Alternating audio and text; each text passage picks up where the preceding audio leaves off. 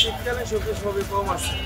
সিম 40 টাকা, টমেটো 40, লেবু 40 টাকা, ফসল 40 টাকা, ফুলকপি 30, 35, পাতাকপি 30। দেশি পাকিস্তানি হাঁস। দেশি মুরগির দাম কত কেজি? 600 টাকা কেজি। আর হাঁস? আর 600 টাকা কেজি। গরুর মাংস কত কেজি বিক্রি হচ্ছে? 750। বাজারে এখন ইলিশ নাই বললেই চলে, ইলিশ মাছ খুব কম। এখন আপনার ওই যে পদ্মার যে চাঁদপুরের বরিশালের যে মাছগুলো আমরা পাইতাম, ওই মাছগুলো এখন কম, দাম অনেক বাড়তি।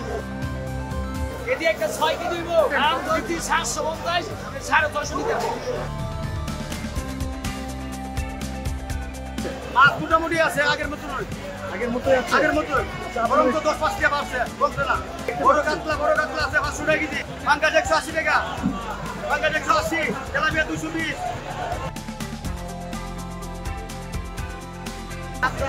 পাবদা 400 টাকা কেজি, বাগদা 400 টাকা কেজি। চিংড়ি মাছ 850। ট্যাং আছে 650। আর টাইম মাছ আছে বোয়াল আছে 800 টাকা কেজি। বলে 700 টাকা, 800 টাকা, 60 টাকা।